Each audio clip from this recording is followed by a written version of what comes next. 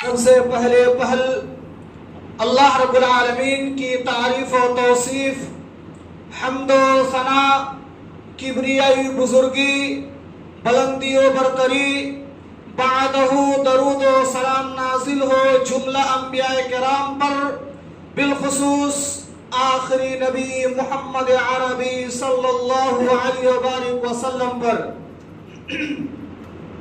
حاضرین جمعہ، بزرگان دین، نوجوان ساتھیوں، عزیز بچوں اور پردہ نشین خواتین اسلام،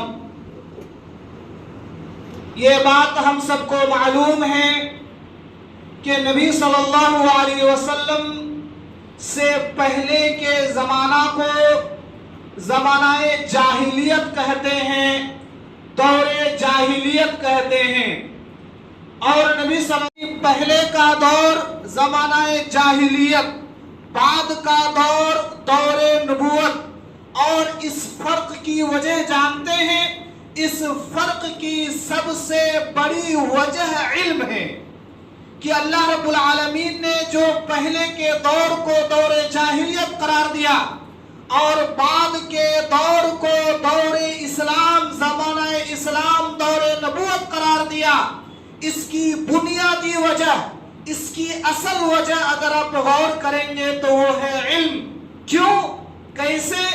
آپ غور کریں کہ نبی صلی اللہ علیہ وسلم سے پہلے عرب کے اندر کتنی برائیاں عام تھی، جوا، شراب نوشی، زناکاری، بدکاری، ڈکیتی، کون سی برائیاں ان کے اندر نہ تھی؟ اور تو اور کیا یہ معمولی بات تھی کہ اللہ کے گھر میں اپنے ہاتھوں سے بنائے ہوئے معبودوں کو رکھ کر اس میں اس کی عبادت کرتے تھے؟ اس سے بڑا ظلم کیا ہو سکتا ہے؟ ایسی حالات میں، ایسے دور میں، ایسے ڈینجر زمانے میں جب پھر سے زمین والوں کا آسمان والے سے بھیجی، ساری برائیاں تھی ان کے اندر۔ عام طور پر ہم لوگ کہتے کیا ہے کہ سب سے بڑا گناہ شرک ہے، یقیناً سب سے بڑا گناہ شرک ہے، اور ان لوگوں نے تو حد کر دیا تھا کہ اللہ کے گھر بیت اللہ کے اندر، خانہ کعبہ کے اندر شرک کرتے تھے۔ اس سے بڑا بھی ظلم اور کیا ہو سکتا ہے؟ لیکن ایسے ڈینجر حالات میں، ایسے خطرناک ماحول میں اللہ رب العالمین جو حضرت جبرائیل علیہ السلام کو بھیجتے ہیں اور فرمان دے کر بھیجتے ہیں کہ اے جبرائیل جاؤ، زمین میں سے ایک محمد ہے، مکہ کے رہنے والا عبداللہ کا بیٹا محمد ہے جو غار حرا میں ہیں، جاؤ ان کے پاس وحی لے کر جاؤ۔ اور وحی کیا ہے؟ اقرأ بالقلم علم الانسان ما لم يعلم۔ یہ پہلی وحی، یہی سے نبی صلی اللہ علیہ وسلم کے نبی بنایا جانا اسٹارٹ، یہی سے اسلام کی شروعات، یہ اسلام کی قرآن کی پہلی وحی ہے۔ نبی صلی اللہ علیہ وسلم کے نبوت کا اعلان ہے۔ مدتوں بعد، تقریباً 600 سال کے بعد، پھر زمین والے کا آسمان والے سے جو ربط ہوا اسی وحی کے ذریعے سے ہوا، ان 5 آیتوں کے ذریعے۔ یہ سورۃ العلق، اما پارہ کی سورۃ العلق ہے، اس کی آیت ہے۔ اس آیت میں، ان آیت میں اللہ رب العالمین نے کیا کہا؟ علم کے بارے میں۔ الذی خلق، اے نبی آپ پڑھو اس رب کے نام سے جس نے آپ کو پیدا کیا۔ لمبی آیت، 5 آیت ہے، ان 5 آیت میں اللہ رب العالمین نے کہا پڑھ، پھر کہا علم، علم سیکھ، پھر کہا کہ قلم کے ذریعے سے سیکھ۔ یعنی پہلی وحی میں جو 5 آیات آئی، ان 5 آیتوں میں اللہ رب العالمین نے علم سیکھنے کے لیے کہا، اور علم سیکھنے کے لیے اقرأ پڑھو بھی کہا، علم علم حاصل کرو، تعلیم حاصل کرو، ایجوکیشن لو اس کی طرف بھی کہا، اور ایجوکیشن کا جو ذریعہ ہے قلم اس کا بھی ذکر کیا۔ یہ اسلام میں علم کی اہمیت ہے۔ کیوں؟ انسان کے اندر 1000 برائیاں ہیں، لاکھوں برائیاں ہیں، جب تک اس کو معلوم نہیں ہوگا کہ یہ برائی ہے تو چھوڑے گا کیسے؟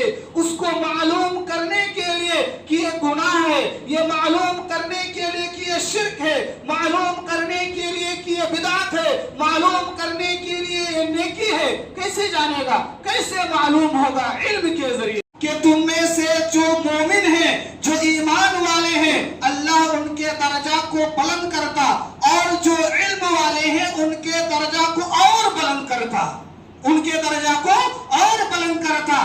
یہی وجہ تھی کہ اللہ رب العالمین نے جب نبی صلی اللہ علیہ وسلم کو نبوت عطا کر دیا، جب نبی بنا دیا، کیا اس سے بھی بڑا اعجاز کچھ ہو سکتا ہے؟ اس سے بھی بڑا شرف کچھ ہو سکتا ہے؟ ہرگز نہیں۔ نبوت سے بڑھ کر کوئی اعجاز نہیں ہے، نبوت سے بڑھ کر کوئی شرف نہیں ہے۔ لیکن اس کے بعد پھر اللہ رب العالمین حکم دے رہا ہے، فَعْلَمْ أَنَّهُ لَا إِلَهَ إِلَّا اللَّهُ۔ اے نبی، لا الہ الا اللہ کے بارے میں علم حاصل کرو۔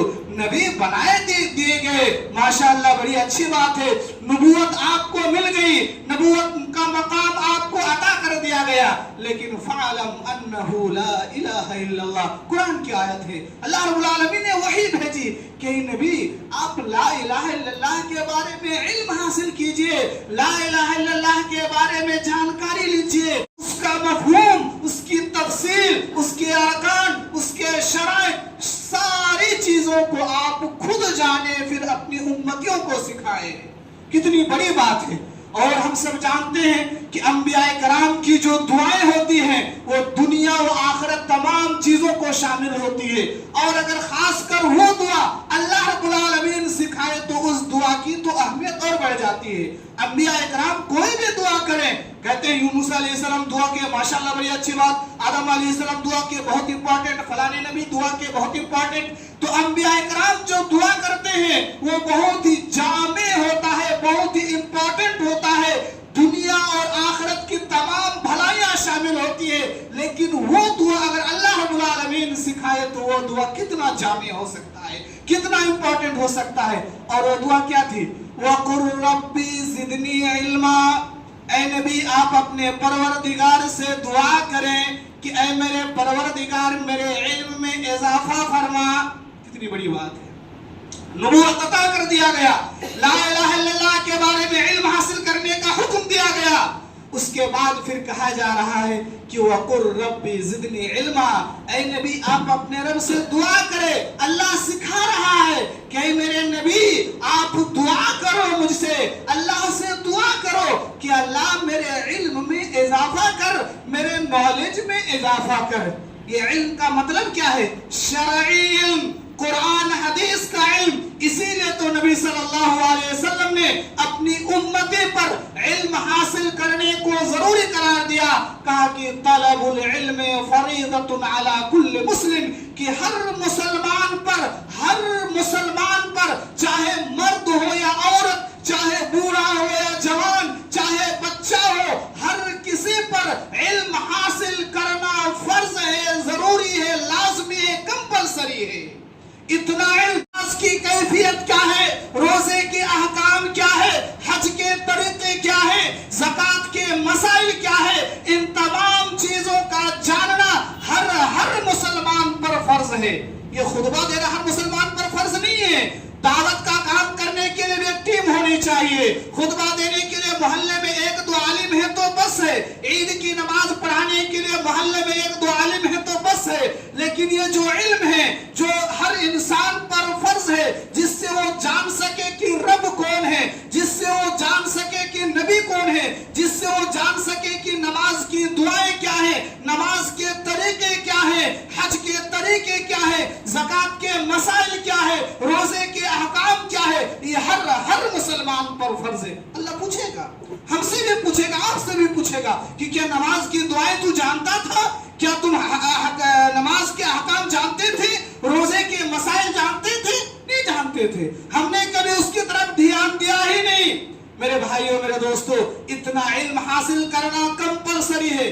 آج جو ہم دین سے دور ہیں، اس کی بڑی وجہ کیا ہے؟ علم کی کمی ہے، علم کی کمی۔ ہم اللہ کے بارے میں خود نہیں جانتے۔ اللہ کے بارے میں اگر ہم جانے ہوتے کہ اللہ کیا ہے، اللہ کون ہے، تو یقین مانیے ہمارے دل میں ایک خوف آتا، ایک ڈر آتا، تقوی آتا، پھر ہم گناہ سے دور رہتے اور نیکی کی طرف بڑھتے۔ لیکن ہمیں اللہ کے بارے میں نہیں معلوم، بس ہاں سنے اللہ ہے، है, सात आसमान के ऊपर, अर्श के ऊपर मुस्तवी है। बस नबी सल्लल्लाहु अलैहि वसल्लम के बारे में जानते हैं कि हमारे आखिरी नबी मोहम्मद है, बस इतना हम जानते हैं। ये है नतीजा, ये है कि हम उस नबी के फरमान से कोसों दूर है, कोसों दूर है। आज हमारे पास इल्म की इस कदर कमी है, इस कदर कमी है कि क्या बताएं, क्या बताएं। कितने नौजवान ऐसे हैं जो शादीशुदा है, फर्ज गुस्ल करने का तरीका नहीं मालूम है, बीवी से मिलने की दुआ नहीं जानता है, नमाज की दुआएं नहीं जानता है, नमाज के तरीके नहीं जानता है, इस्लाम के मोटे मोटे बुनियादी बातों को नहीं जानता है, और तो और जनाजे की दुआ तक नहीं जानता है। गलती हमारी भी है कि हमने अपने औलाद को सिखाया नहीं, या हमने उसको सिखाने के लिए इंतजाम नहीं किया। आएंगे तो अपने औलाद से पूछेगा कि बेटा जनाजे की दुआ याद है तुमको? मैं मरूंगा, मेरे जनाजे पढ़ोगे, क्या तुमको दुआ याद है, तरीका याद है? नहीं मालूम, इल्ला माशाअल्लाह, इल्ला माशाअल्लाह। बहुतों को नहीं मालूम है। क्या है ये? सिर्फ नाम का मुसलमान हो जाना?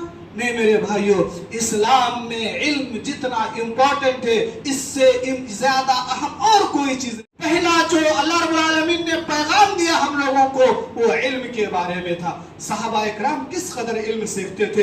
हजरत उमर रदियल्लाहु तआला अन्हु, हजरत अबू बकर रदियल्लाहु तआला अन्हु सब अधेड़ उम्र में मुसलमान हुए थे। बताया था कि हजरत अबू बकर जब इस्लाम लाए तो तकरीबन उनकी उम्र 30 पर 60 था। 30 पर 37 साल की उम्र में अबू बकर रदियल्लाहु तआला, हजरत उमर रदियल्लाहु तआला अन्हु 26 साल की उम्र में, ये सब जवान थे, ये अधेड़ उम्र के थे। मगर जब मुसलमान होते हैं तो फर्स्ट इल्म सीखने की तरफ मुतवज्जा होते हैं, इल्म सीखने की तरफ मुतवज्जा होते हैं, इल्म हासिल करने के लिए वक्त निकालते हैं। हजरत उमर रदियल्लाहु तआला अन्हु का वाकया तो बड़ा अजीब है, सही बुखारी और मुस्लिम में है। वो खुद कहते हैं कुन्तु अना व जारुल्ली मिनल अंसार, कि मैं और मेरा एक अंसार साथी, पड़ोसी, जो बनु उमैया बिन जैद के मोहल्ले में रहता था, जो मदीने के पहाड़ की ऊंचाई पर घर है। नबी सल्लल्लाहु अलैहि वसल्लम के पास डेली हम हाजिर नहीं हो पाते थे, तो हम दोनों ने बारी बना लिया था। मैं और वो अंसार सहाबी, हम दोनों बारी बना लिए थे। एक और वो सहाबी जाते काम करने के लिए, दूसरे दिन वो जाते नबी सल्लल्लाहु अलैहि वसल्लम के पास और मैं जाता काम करने के लिए। फिर दोनों रात को इकट्ठा होते, फिर बताते कि हाँ आज नबी ने ये फरमाया, कुरान की ये आयत नाजिल हुई, नबी की ये हदीस हमने सुना। ये सहाबा इकराम का शौक था, ये सहाबा इकराम का जज्बा था। ढेरों सहाबा, हजरत अबू हुरैरा रदियल्लाहु तआला अन्हु इसी काम के लिए तो वक्फ कर दिए, भूखे हैं, खाना नहीं है, बेहोश गिरे पड़े हैं रास्ते में, लेकिन जब नबी कोई बात फरमाते हैं तो कान उठा के सुनते, हाँ नबी फरमा रहे हैं।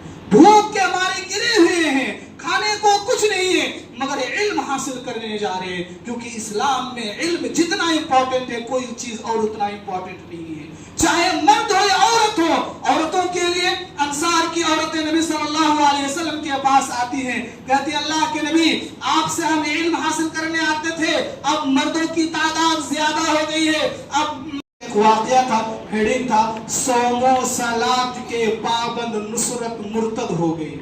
सोमो सलात, नमाज रोजे की पाबंद। अखबार में तफसील से फिर उसका वाकया लिखा कि वो इस कदर सोमो सलात की पाबंद थी कि अम्मी से सही से बात नहीं करती थी, क्योंकि उसकी अम्मी नमाज नहीं पढ़ती थी। इस कदर दीनदार थी वो, लेकिन वो मुर्तद हो गई। रीजन क्या था? इल्म नहीं था उसके पास, इल्म की कमी थी। बस नमाज पढ़ते थे, रोजा रखते थे, इतना ही उसके पास इल्म था। इस्लाम के बारे में उसके पास इल्म नहीं था, रब की मारिफत का इल्म नहीं था, इस्लाम की हक्कानियत का इल्म नहीं था।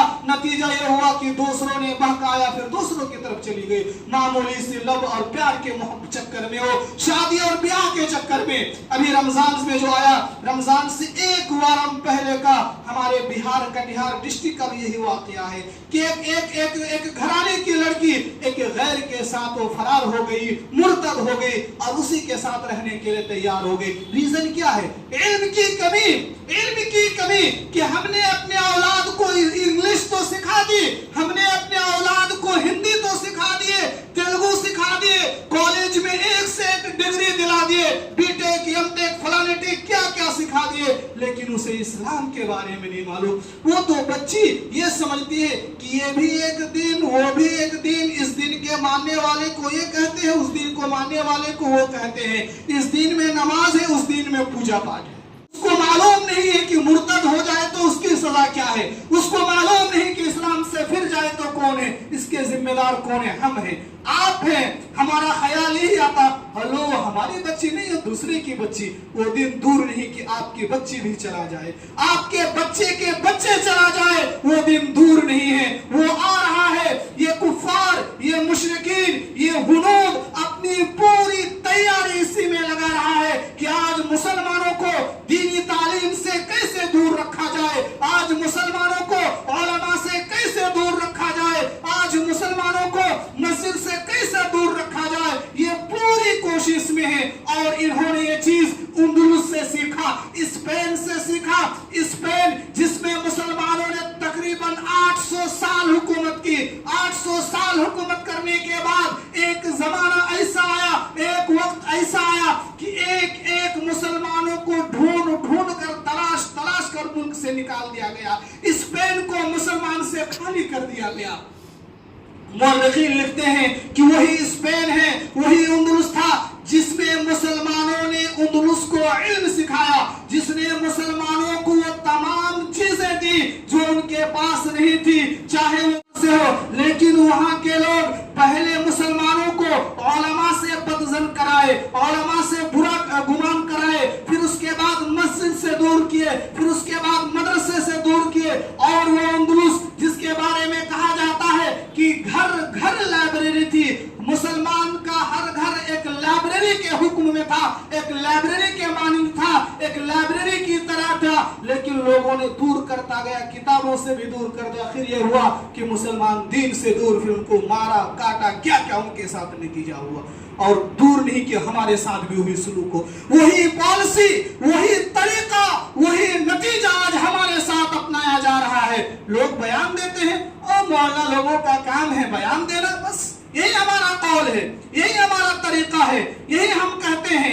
ارے مولانا لوگوں کا کام ہے, ارے ان لوگوں کا کام ہے, انہیں کرنے دو, وہ کرتے, اور ہم اپنے کاموں میں لگے رہتے ہیں. میرے بھائیوں, میرے دوستوں, یہ دینی تعلیم, یہ اسلامی تعلیم اتنا امپورٹنٹ ہے کہ کیا بتائیں. اس سے بھی زیادہ ضرور یہ اسلامی تعلیم ہے.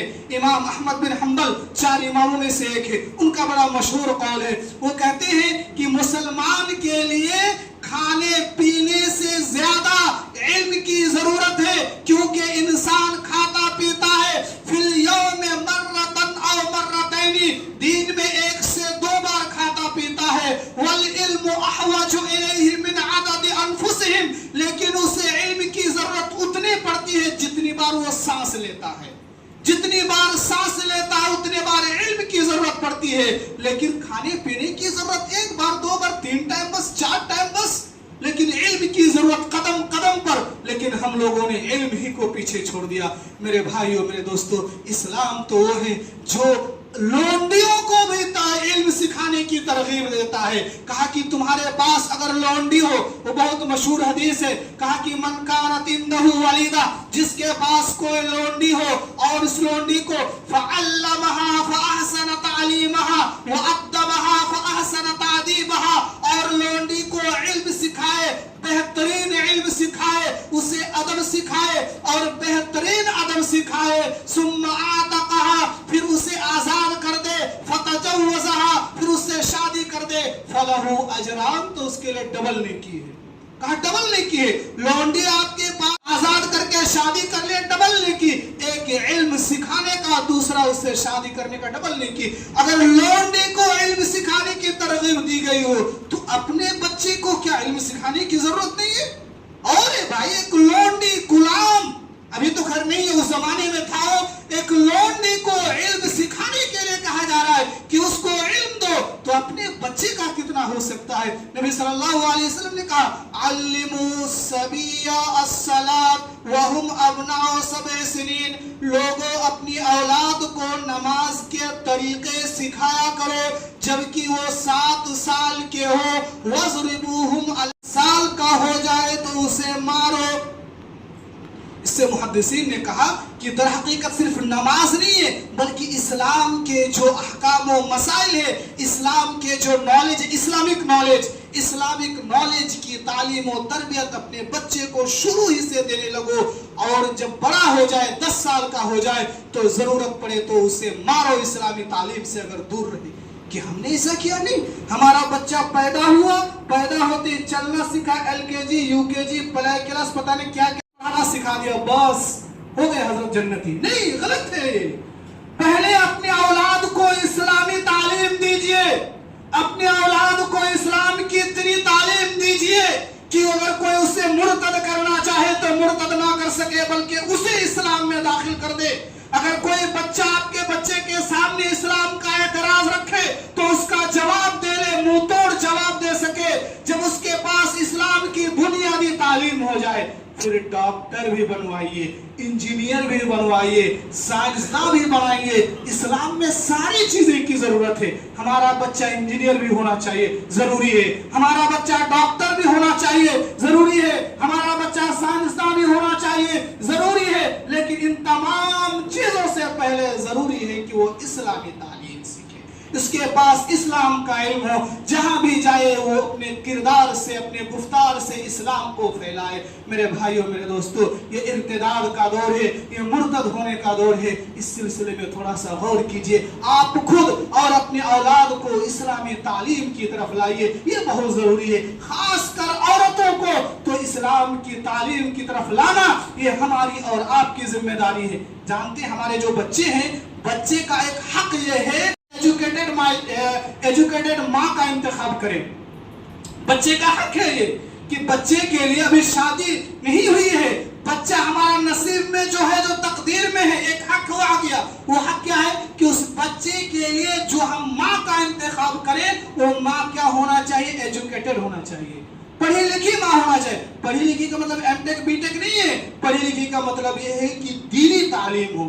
ہمارے بچے ہیں، کسی سے پوچھیں تو جنوری، فروری، سنڈے، منڈے فڑا بتائے گا۔ کچھ بچوں سے پوچھیں تو سورہ فاتحہ بتا دے گا، ثنا بتا دے گا، درود شریف بتا دے گا۔ کیسے؟ ماں کی وجہ سے، ماں کی وجہ سے۔ جیسی ماں ویسے اس کو سکھائیے۔ اسی لیے اسلام میں کہا کہ عورتوں کی تعلیم کی طرف خصوصی توجہ دینی چاہیے۔ الحمدللہ آپ کے ہاں جو عورتوں کی تعلیم کے لیے کوشش کی جا رہی ہے، بہت اچھی کوشش ہے، یہ بہت اچھی کوشش ہے۔ اگر ہماری عورتیں، ہماری بیٹیاں، ہماری بہنیں، ہماری مائیں اگر تعلیم یافتہ ہو جائیں تو ہماری نسلیں سدھر جائے گی۔ کسی نے کہا تھا اگر ایک مرد تعلیم سیکھتا ہے تو اس کی ذات تک محدود رہتا ہے یا اس کی اولاد تک محدود رہتا ہے، لیکن اگر ایک ماں تعلیم حاصل کرتی ہے، ایک لڑکی اگر پڑھی لکھی ہوتی ہے تو اس سے پوری نسلیں سدھر جاتی ہے۔ نسلیں، ماں پڑھی لکھی اپنے اولاد کو سکھائے گی، پھر اس کے زمانے میں اس کے پوترے، اس کے نواز آئیں گے، اس کو اماں سکھا دے گی، وہ سکھا دے گی نانی دادی بن کے وہ۔ تو اگر ماں تعلیم یافتہ ہو تو اپنی پوری نسلیں سکھا دے گی۔ بہرحال میرے بھائیوں، میرے دوستو، کہنے کی تو بہت ساری باتیں تھی لیکن وقت ختم ہو گیا، اسی لیے میں کہوں گا کہ میرے بھائیوں، میرے دوستو، دینی تعلیم کی طرف توجہ دیجیے۔ یہ شرک کی ابتدا جو آئی کیسے آئی؟ علم کی کمی کی وجہ سے۔ ہمارے اندر جو بدعات ہے، یہ جو خرافات ہے، یہ جو گناہ کے کام ہیں، یہ جو دین سے ریزن کیا ہے؟ علم سے دوری۔ علم نہیں ہے لوگوں کے پاس، علم نہیں ہے۔ علم نہ ہونے کی وجہ سے لوگ بدعات میں مبتلا ہے، علم نہ ہونے کی وجہ سے شرک میں مبتلا ہے۔ اگر میں ایک ایک گھر کا جائزہ لوں، اہل الحدیث کی بات کر رہا ہوں، ایک ایک گھر کا جائزہ اگر میں لے لوں، کتنے گھرانے ایسے ہیں جس میں نعوذ باللہ شرکی اور کفری اعمال پائے جائیں گے۔ یہ میرا چیلنج ہے، یہ میرا چیلنج ہے۔ کتنے گھرانے ایسے ہوں گے جس گھر میں کفری اور شرکی اعمال پائے جاتے ہیں لیکن وہ انجام کیوں دیتے ہیں؟ نہیں معلوم ہے، نہیں معلوم ہے، اس بیچارے کو نہیں معلوم ہے۔ علم کی کمی ہے جس کی وجہ سے وہ انجام دے رہا ہے، یا تو دنیا کا رسم سمجھ کر یا سمجھ کے باپ دادا کر کے گئے۔ میرے بھائیوں، علم حاصل کیجئے، آپ خود آئیے، اپنے اولاد کو دیجئے اور اپنی لڑکیوں کو، اپنے بچیوں کو خاص کر اس کی طرف لائیے۔ اور یہ جو مدرسہ ہو رہا ہے، بہت ہی اچھا کام، بہت ہی اچھی کوشش۔ اس کوشش کا، اس کام کا جتنی تعریف کی جائے کم ہے۔ الحمدللہ میں نے اس سے پہلے بتایا تھا کہ یہی سے میں پھیلا تھا، پھر یہی سے ایک لڑکیوں کا مدرسہ ہونا چاہیے کہ پورے نیلور ڈسٹرکٹ کی لڑکیاں یہاں پہ آئے اور ہر جگہ کی لڑکی پھر یہاں سے علم حاصل کرے، پھر یہاں پہ جائے۔ جو روح پڑھا لکھا رہے گا تو گھر سدھر جائے گا، گھر جنت۔ بس जोड़ू पढ़ा लिखा तो घर जन्नत, अगर जोड़ू दुनियादार निकले तो फिर आप लाखों कमाएंगे, आपका नाक में दम कर देगी वो। इसीलिए अपनी लड़कियों को, अपनी औरतों को, अपनी बच्चियों को इस पर पढ़ाए। और यहाँ पे जो काम होने जा रहा है आप सब मिलकर उसमें ताउन करें, कोशिश करें। वो किसी का खास मदरसा थोड़ा है भाई, हमारी जमात का है, जमीयत का है, हम अल्लाह के लिए बना रहे हैं। हमसे जितना हो सकेगा बढ़ चढ़ के हिस्सा लेंगे। अरे वो हमारी आने वाली नस्लों के लिए कर रहे हैं, वो हमारी आने वाली औलाद के लिए कर रहे हैं, वो दूसरों के लिए नहीं कर, अपने लिए कर रहे हैं। और वही चीज तो काम आएगा इंशाअल्लाह। आइंदा जुमा में बताऊंगा। अल्लाह रब्बुल आलमीन से दुआ है अल्लाह ताला हम तमाम लोगों को कुरान और हदीस के मुताबिक अमल करने की तौफीक अता फरमाए। इलाहुल आलमीन हम सबों को इल्म दीन, इल्म शरई सीखने की तौफीक अता फरमा। अल्लाह हमें अपने इल्म के मुताबिक अमल करने की तौफीक अता फरमा। अल्लाह हम सबों को जब तक जिंदा रख, ईमान पर, इस्लाम पर, तौहीद पर जिंदा रख। अल्लाह हम में से जो बीमार है मौला उसको शिफाए कामिल आजिल अता फरमा। अल्लाह हम में से जो बीमार है मौला उसको शिफाए कामिल आजिल अता फरमा। अल्लाह हम में से जो बीमार है मौला उसको शिफाए कामिल आजिल अता फरमा। अल्लाह हम में से जो कर्जदार है मौला उसके कर्ज की अदायगी का कोई सबील निकाल। अल्लाह हमारे दरमियान जो सुस्तियां कोताहियां हैं अल्लाह उस सुस्ती और कोताही को दूर फरमा। आमीन। अक़ूलु क़ौली हाज़ा वस्तग़फ़िरुल्लाह ली व लकुम व लिसाइरिल मुस्लिमीन।